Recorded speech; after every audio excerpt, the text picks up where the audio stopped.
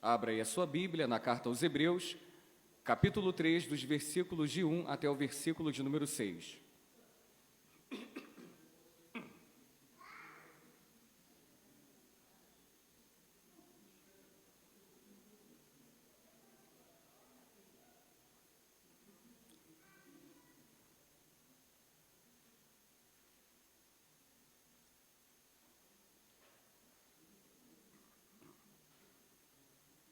Todos encontraram? Diz assim o texto na palavra de Deus. Por isso, santos irmãos, vocês que são participantes da vocação celestial, considerem atentamente o apóstolo e sumo sacerdote da nossa confissão, Jesus, o qual é fiel àquele que o constituiu, como também Moisés foi fiel em toda a casa de Deus. No entanto, assim como aquele que edifica uma casa tem maior honra do que a casa em si, mas também Jesus tem sido considerado digno de maior glória do que Moisés, pois toda a casa é edificada por alguém, mas aquele que edificou todas as coisas é Deus. E Moisés foi fiel em toda a casa de Deus, como servo, para testemunho das coisas que haviam de ser anunciadas. Cristo, porém, como filho, é fiel em sua casa. Esta casa somos nós, se guardamos firme a ousadia e a exultação da esperança, a palavra do Senhor. Querido Deus e Pai, mais uma vez, Senhor Deus, falamos contigo e nessa hora o nosso desejo é ouvir a Tua santa voz por intermédio da exposição da Tua palavra santa. Fale conosco, ó Deus, e nos abençoe por esta palavra abençoada. Em nome de Cristo, ó Pai, assim nós nos rendemos a Ti, hoje e sempre. Amém. Queridos irmãos, precisamos entender um pouquinho o que o autor aos Hebreus está destacando, e eu quero rapidamente fazer uma sinopse daquilo que já vimos aqui. No capítulo 1, o autor ele já começa a descrever que Jesus Cristo é esse grande sumo sacerdote, e já entendemos aqui que a ênfase, ou o ponto de importância que o autor, a carta aos Hebreus, transmite aos seus leitores, é justamente em dizer que o cristianismo é superior ao judaísmo, que o judaísmo não passa de uma sombra, tipifica e aponta para aquilo que Jesus Cristo iria realizar. E aí o autor aos Hebreus ele começa a balbuciar, nos seus escritos alguns pontos importantíssimos da fé judaica. Ele começa a desconstruir o entendimento equivocado e uma adoração popular que aqueles homens e mulheres tinham aos anjos. E agora, nesse texto, ele começa a falar sobre uma outra figura que era muito referenciada em Israel, a figura de Moisés. Então, quando nós olhamos, meus irmãos, para todo o Antigo Testamento, nós temos uma grande ênfase que aponta para os patriarcas. Por esse motivo, nós vamos ver essa repetição tríplice, de Abrão, Isaque e Jacó, sempre fazendo uma referência a serem filhos na fé desses primeiros pais. Mas Moisés também ocupa um papel de destaque no povo judeu, meus irmãos. E é claro, Moisés ele teve um papel importantíssimo no que tange a libertação do povo hebreu do Egito. E através dessa libertação, os judeus eles tiveram uma nova perspectiva para viver. Mas eu preciso lembrar que outros cativeiros vieram, meus irmãos. Eles passaram por outras pressões. O cativeiro no Egito foi apenas uma das provações do povo, mas passaram pelo cativeiro babilônico, passaram pela opressão grega e romana. E ainda nos dias atuais, o povo de Deus continua sofrendo muitas opressões. E com isso é natural de surgir dentro do coração do povo aquela ideia de um libertador, de alguém que vai libertar o povo da escravidão. Então Moisés sempre tipificou para o povo esse grande legislador, aquele que recebeu a lei lá no Monte Sinai. Sempre simbolizou para o povo o grande mediador, meus irmãos, aquele que de fato libertou o povo do Egito. E aí agora o autor ele começa a construir com esses destinatários aqui, em declarar que Jesus Cristo não está abaixo de Moisés ou é um tipo de Moisés. E aí ele começa a construir nesse escrito, por isso que nós vimos aqui, que Jesus Cristo é o sumo sacerdote, que Jesus Cristo é superior aos anjos, que ocupavam a adoração do povo, e que Jesus Cristo também, meus irmãos, é superior a Moisés. E para destacar exatamente essa premissa, o autor ele trabalha nesse trecho aqui que nós lemos, dos versículos 1 a 6, pelo menos 3 argumentações para nos convencer que Jesus Cristo é superior a Moisés. Talvez você esteja pensando, mas pastor, eu já sei disso. Eu não tenho a menor dúvida que Jesus Cristo é superior a Moisés. Mas eu vou dizer uma coisa aos irmãos. Talvez haja muitos crentes que ainda não considerem isso. Porque quando nós olhamos para algumas igrejas evangélicas, eu ainda vejo aqueles aparatos de Israel. Ainda vejo as igrejas se comportando como se a nossa religião fosse judaica e não cristã. Ainda vejo a Arca da Aliança entrando em templo. Ainda vejo pastores usando kippah e talit. Ainda vejo cânticos, voltados para a adoração israelita, como se estivesse numa festa da colheita, numa festa de primícias ou até mesmo numa adoração judaica. Então é importante dizermos sim nos dias atuais que Jesus Cristo é superior ao judaísmo, que Jesus Cristo é maior do que anjos, já que existe um monte de crente adorando anjos e querendo ver anjos voar. E é importantíssimo destacar que Jesus Cristo não é apenas maior do que Moisés, mas é maior também do que a lei que o próprio Moisés recebeu. Jesus Cristo é a própria lei, meus irmãos. Então o autor ele vai dizer, em primeiro lugar, está aí nos versos 1 e 2, você pode acompanhar na sua Bíblia. Ele vai dizer que Jesus Cristo é superior a Moisés na sua própria pessoa. É claro que o autor, meus irmãos, ele destaca aqui que Moisés ele teve a sua importância para os seus. Mas o autor ele também nos leva a entender que não foi Moisés que realizou uma obra para a redenção e salvação pelos pecados do povo. Moisés ele pode ter até libertado o povo do Egito, mas o Egito que ainda nos aprisiona, a prisão do coração, as cadeias que nos amarram ao pecado, somente Cristo pode retirar essas algemas dos nossos corações.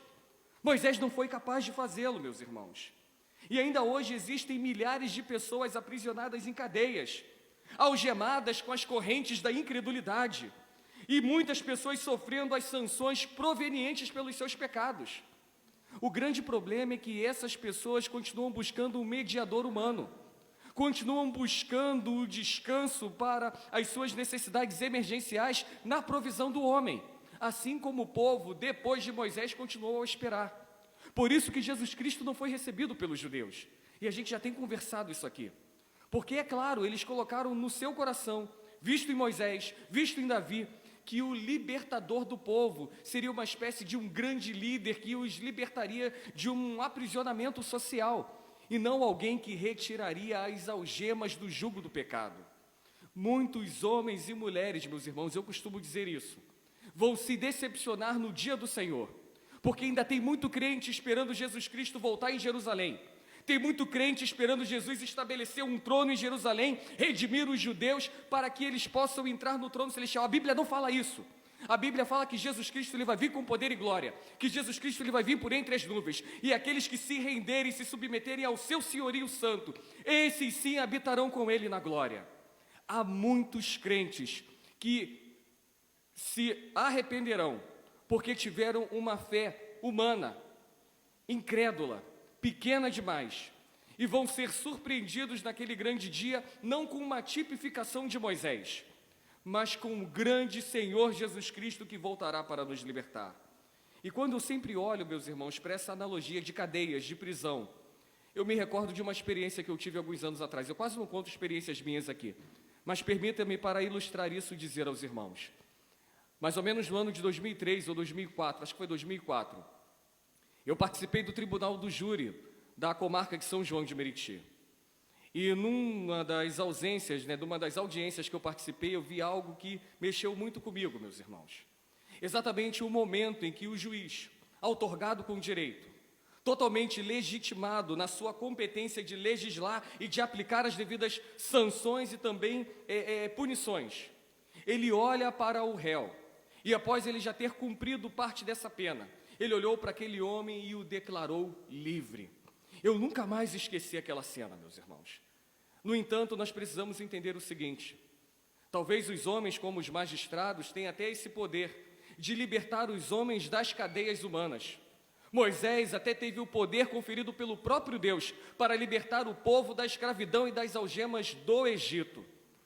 Mas não podemos nos confundir, meus irmãos, que só existe um capaz de nos libertar do império das trevas. Só existe um capaz de quebrar as algemas que amarram o homem na escravidão do pecado. E o autor diz que somente Jesus Cristo tem esse poder, meus irmãos. Por isso que o autor começa a comparar Jesus Cristo com Moisés. Porque Moisés foi apenas um homem, chamado para ser profeta, chamado para liderar, enquanto Jesus Cristo foi o Filho de Deus, enviado pelo Pai para salvar o mundo. Moisés até foi chamado e comissionado por Deus para tirar o povo do Egito, mas somente Jesus Cristo foi enviado como a última palavra, como vimos aqui pela manhã, o Verbo encarnado para libertar os pecadores. Moisés foi um grande profeta, em alguns momentos até teve uma função sacerdotal, mas é claro, nós sabemos que esse título foi conferido a seu irmão Arão. No entanto, meus irmãos, quando olhamos para Jesus Cristo, ele não foi apenas o enviado, o apóstolo, mas Jesus Cristo, ele foi também o grande sumo sacerdote. E hoje nós prestamos culto a Deus, exatamente porque Jesus Cristo está no tabernáculo celestial, recebendo a nossa adoração e depositando no altar do Pai. Queridos irmãos, e aí a gente começa a entender o que o autor propõe aqui, que os judeus não entendiam.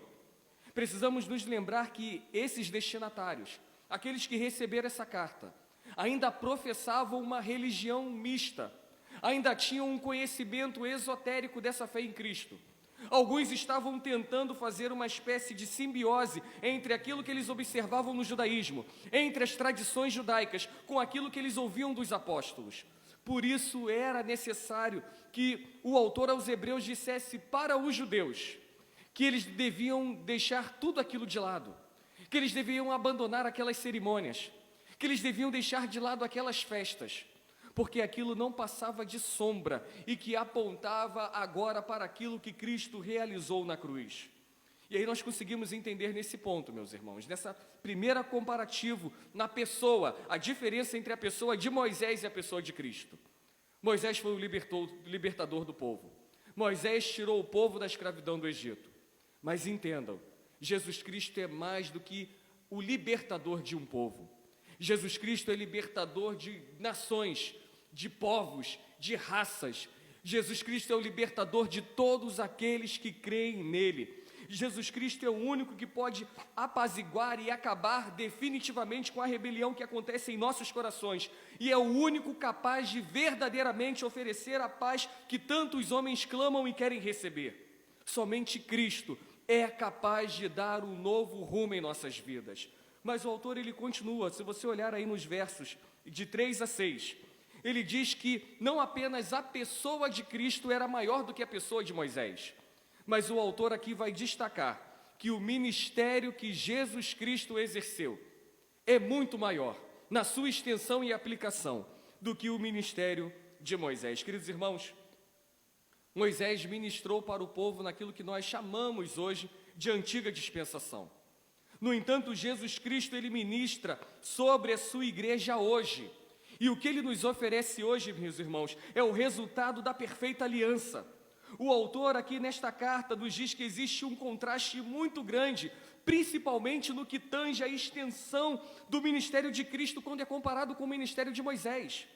Moisés era o servo da casa, enquanto o texto bíblico aqui nos apresenta Cristo como o filho da casa.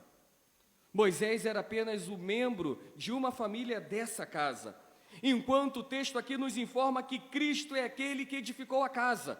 E aí no versículo 3 nós temos a informação que se Deus é aquele que edificou todas as coisas por intermédio de Jesus Cristo, se Cristo é aquele que edificou a casa de Deus, logo é a conclusão lógica. O autor aos Hebreus está dizendo para os judeus que Jesus Cristo é o próprio Deus, meus irmãos.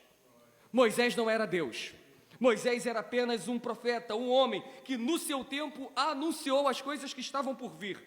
Jesus Cristo, ele não apenas anunciou o que iria acontecer, mas ele era o verbo revelado, ele era a palavra encarnada. Jesus Cristo foi o profeta por excelência, mas ele também, além de ser o profeta que trouxe as boas novas para o mundo em que ele viveu, ele também é o cumprimento da profecia. Tudo aquilo que era anunciado pelos patriarcas, tudo que foi profetizado sobre ele, se cumpriu na pessoa de Cristo. E aí sabe o que o autor aos Hebreus está destacando aqui, meus irmãos? Algo que já vimos em outras epístolas, até nas epístolas de Paulo. Algo que os evangelistas também fizeram. É aquela grande pergunta: você quer conhecer a Deus? Você quer dar uma guinada, um novo rumo para a sua vida? Então você precisa ter um encontro verdadeiro e genuíno com Jesus Cristo. Quer conhecer a Deus? Conheça Cristo. Quer conhecer o verdadeiro e o único caminho que conduz à salvação? Jesus Cristo é o nome dessa ponte. Não existe outro caminho, meus irmãos. Não existe um outro atalho. Não existe uma outra proposta. Moisés até poderia apontar o caminho para a terra prometida.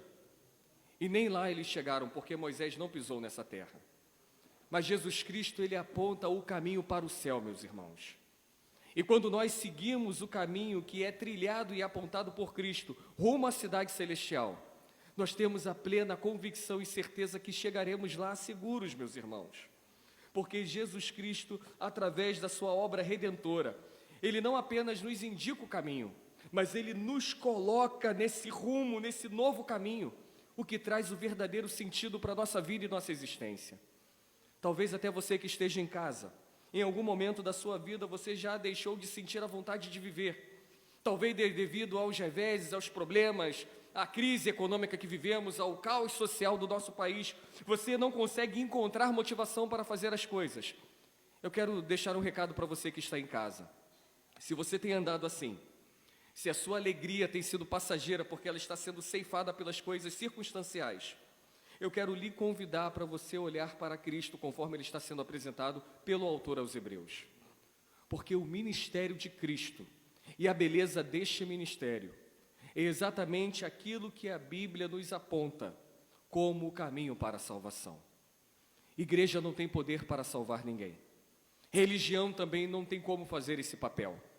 Então, o que nós evangélicos ensinamos é que somente Jesus Cristo, não Moisés, não Adão, não Davi, ou qualquer outro homem ou grande mulher que o texto bíblico venha citar, mas somente Cristo, através do seu ministério, encarnação, obra, morte, ressurreição e ascensão, somente Cristo pôde realizá-lo. Queridos irmãos, o autor também vai destacar, ainda que nós não tenhamos lido aqui, a partir do versículo 7 e também no capítulo 4, até o versículo 13, ele vai também falar sobre o descanso que foi prometido por Moisés ao povo. E esse descanso que Moisés oferecia, a saída do Egito, a terra que manava leite e mel, o lugar de descanso, de provisão para o povo judeu, era passageiro, meus irmãos, porque logo após viriam novas tribulações, novas lutas, novos pesares. Mas quando nós olhamos, meus irmãos, para o descanso que é oferecido por Cristo, o autor aos Hebreus, já no capítulo 4, já estou fazendo a sinopse mais para frente, ele vai dizer que o descanso oferecido por Cristo é eterno. E o autor, ele cita, meus irmãos, essa experiência do povo hebreu no Egito, exatamente para ilustrar, meus irmãos, aquilo que o pecador tem vivido nesse mundo. Volto a dizer, ainda existem muitos homens e mulheres no Egito. E não pense que estou me referindo àqueles que não conhecem Cristo. Existem muitos homens e mulheres que leem a Bíblia, talvez não a compreendem na sua inteireza. Muitos homens e mulheres que estão reunidos em lugar de oração, mas os seus corações continuam escravizados pelas honrarias e desejos do homem. E eu tenho visto muitas pessoas, meus irmãos, agora sim, os incrédulos, que a todo momento ficam clamando por paz, por libertação social, pela redução da criminalidade. A todo momento, até crentes ficam levantando bandeira, defendendo ONGs, né? Tem até uma ONG, eu não vou citar aqui o irmão, mas que até o nome da ONG é alguma coisa de paz, uma pessoa bem conhecida nossa, militando, fazendo várias coisas, propondo uma libertação social por intermédio de um esforço sobre-humano. Permita-me dizer que esse irmão é muito querido e inteligentíssimo, mas está dentro de uma perspectiva sociológica totalmente equivocada, meus irmãos. Porque a Bíblia, de Gênesis a Apocalipse, nos diz que a solução para os problemas da humanidade não estão nas autoridades constituídas, não estão em qualquer emenda constitucional ou qualquer ato constitutivo que venha a ser proclamado por qualquer autoridade civil. A palavra de Deus nos diz que a solução para o homem está única e exclusivamente na pessoa de Cristo. Mas as pessoas ainda não entendem isso, meus irmãos.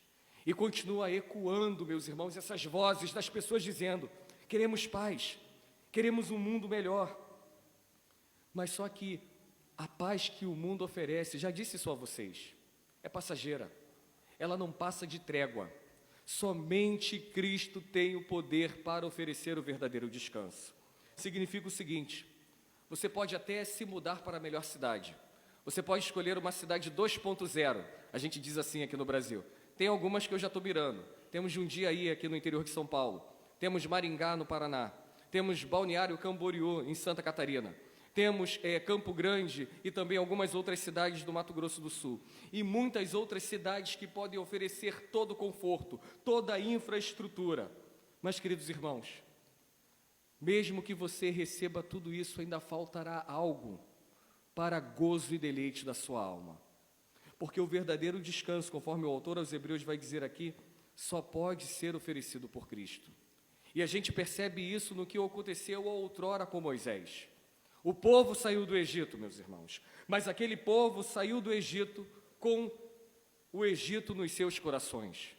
E por causa da incredulidade e rebeldia daquele povo, eles ficaram andando em marcha e rodeando durante muitos anos no deserto.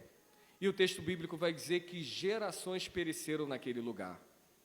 Muitos homens e mulheres continuam assim, rodeando, buscando em vários lugares, tramitando em muitas religiões para encontrar a verdadeira paz e o verdadeiro descanso. E também estão fazendo como o povo que acompanhou Moisés, andando em círculos e nunca desfrutarão da verdadeira paz. A riqueza não pode oferecer isso. Os sofismas, as filosofias humanas também não têm poder para fazê-lo. Somente Cristo tem o poder para apaziguar esse conflito que acontece na nossa alma, meus irmãos. E quando nós olhamos, meus irmãos, esse descanso que o texto oferece, o moribundo, o mísero pecador, ele só conseguirá desfrutar deste verdadeiro descanso quando verdadeiramente estes forem libertos do pecado por meio do sangue de Cristo. Por isso que a palavra de Deus vai dizer que Jesus Cristo é o Cordeiro de Deus que tira o pecado do mundo. A sua morte e a sua ressurreição, meus irmãos, transformam as nossas angústias em paz, transforma a nossa tristeza em alegria. E tem crente descansando em coisas pequenas demais, por isso que andam atribulados. Tem crentes descansando em coisas passageiras demais. E até quando nós andaremos assim, meus irmãos? Preocupados, ansiosos, querendo desfrutar do descanso nessa terra. Algo que eu e você já sabemos que essa terra não tem o poder para nos oferecer, meus irmãos. Precisamos buscar o refúgio e o descanso em Cristo. E volto a dizer, já que o autor está fazendo esse comparativo com Moisés. Moisés foi uma boa pessoa. Mas Jesus Cristo em pessoa tem um ministério que é muito maior do que o da pessoa de Moisés. O ministério de Moisés foi lindo, meus irmãos, mas o ministério de Cristo foi o único suficientemente eficaz para nos reconciliar com Deus. Moisés até se propôs e até conseguiu, durante um determinado tempo, oferecer o descanso, ainda que passageiro, para aqueles que esperaram nele. Mas somente Cristo pode nos conceder a verdadeira paz por toda a eternidade. E eu quero concluir, meus irmãos, pensando o seguinte: hoje essa história aqui do povo hebreu, que o autor aqui aos Hebreus está destacando, continua se repetindo. Homens confiando em homens, crentes se apegando a profecias humanas e falhas, crentes confiando as suas vidas em incertezas humanas, e esses que fazem isso, meus irmãos, não tem jeito, estão caminhando rumo ao desastre, estão fadados ao fracasso e à ruína. No capítulo 4, que em breve nós vamos ver aqui, o autor da carta aos Hebreus, ele fala sobre isso que nós estamos destacando, sobre esse descanso provisório. Jesus Cristo, ele não quer oferecer algo provisório para você. E é isso que às vezes eu, meus irmãos, não como pastor, como crente, não consigo entender em outros crentes. Se Jesus Cristo nos oferece aquilo que é duradouro, aquilo que é verdadeiro, aquilo que é original, aquilo que é perpétuo para toda a eternidade, por que que os crentes ficam buscando as coisas tão terrenas, tão passageiras, tão falsas? Meus irmãos, nós precisamos repensar em quem nós temos adorado. E se você hoje entrou neste lugar, e se você já tem pensado em dar um novo rumo na sua vida, se você já tem pensado que a sua vida ela precisa ter um novo sentido em Deus, para que tudo aquilo que você faz, seja no seu trabalho, seja na sua casa, seja em qualquer lugar, tenha um verdadeiro sentido para adoração a Deus. O Senhor Jesus Cristo nos convida nessa noite para nos rendermos a Ele, mas com esse entendimento correto que o autor aos Hebreus já nos levou a pensar até aqui, que Ele é o único e verdadeiro sumo sacerdote, que Ele é superior à profecia, porque Ele é a própria profecia cumprida, que Ele é maior do que os anjos, que Ele é maior do que Moisés, porque Ele é maior do que todas as coisas. Em muitos momentos nós não temos pensado dessa forma, meus irmãos, e é exatamente por isso que o povo de Deus tem perecido e ficado para trás nos desertos das nossas vidas atuais. Curve sua fronte, vamos orar ao Senhor. Senhor Deus e Pai, mais uma vez nós falamos contigo, Senhor Deus, nessa noite. E o texto, Senhor Deus, que nós acabamos de ler aponta para Jesus Cristo, o sumo sacerdote, aquele que dá sentido à nossa existência, aquele que é digno de toda honra, glória, majestade, aquele que deve ser evocado, exaltado e adorado entre os homens, seja no céu, na terra ou debaixo da terra, Senhor Deus. Não existe um outro objeto que seja maior digno de louvor do que a pessoa de Cristo. Mas em muitos momentos, ó Deus, a nossa adoração ela tem sido desviada. Em alguns momentos queremos adorar anjos, em outros momentos queremos adorar homens. Assim como a figura de Moisés foi adorada por aqueles seguidores, hoje ficamos assim querendo adorar pastores, lideranças. E no final, quando esses homens e mulheres se frustram, ó Pai, ainda dizem, fomos enganados. Mas, Senhor, nós não podemos mais ser enganados porque já recebemos a Tua Palavra. E a Tua Palavra aponta para Jesus Cristo como a única fonte de segurança e certeza, Senhor Deus. Os homens podem falhar e vão falhar, Senhor Deus. As religiões em algum momento não irão cumprir o seu papel e aquilo que é esperado. Isso vai acontecer, Senhor. Mas quando nós depositamos a nossa confiança em Cristo, verdadeiramente nós podemos acreditar que experimentaremos, ainda que no porvir, o verdadeiro descanso e a verdadeira paz. Senhor Deus, os nossos dias têm sido difíceis, ó Pai. Os nossos dias têm sido marcados, ó Deus, por tudo isso que nós já citamos aqui, pela criminalidade, pela falta de amor, pela apostasia, pelo engano, Senhor Deus, que tem surgido inclusive de muitos púlpitos que se dizem evangélicos. Mas, Senhor Deus, que os nossos corações não estejam voltados para essas coisas, mas que os nossos corações estejam voltados para Cristo e aquilo que Cristo nos ensina por intermédio da Tua santa palavra, Senhor. Tenha misericórdia da Tua igreja, Senhor, e que possamos entender que Jesus Cristo, volto a dizer, ó Pai, é maior do que anjos, é maior do que Moisés, é maior do que tudo. E queremos, ó Pai, Te servir e adorar esse Cristo, o nosso sumo e suficiente sacerdote, pela beleza da Sua majestade santa. Fica conosco, ó Deus. Leva-nos, ó Deus, agora para os nossos lares.